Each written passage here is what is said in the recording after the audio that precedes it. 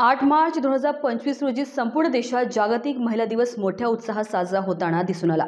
जागतिक महिला दिनानिमित्त विविध क्षेत्रात उल्लेखनीय कामगिरी करणाऱ्या महिलांचा गौरव सन्मान सत्कार करण्यात आला। तसेच देश हितासाठी, समाज हितासाठी, समाज कल्याणासाठी ज्या ज्या महिलांनी आपली आहुती दिली अशा सर्वच कर्तबगार महिलांचा पुष्पगुच्छ वाहून अभिवादन करण्यात आले।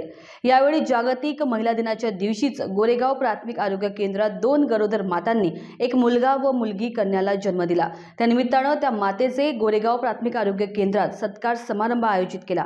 यावेळी सेनगाव तालुका आरोग्य अधिकारी सतीश रुणवाल, वैद्यकीय अधिकारी अवचाळे, डॉक्टर रवी पाटील, डॉक्टर इंगळे व गावच्या प्रथम नागरिक सरपंच गंगूबाई कावरके यांच्या हस्ते मायावती भगत व आरती भालेराव या मातांना साडी चोळी देऊन पुष्पगुच्छ देऊन सत्कार करण्यात आला।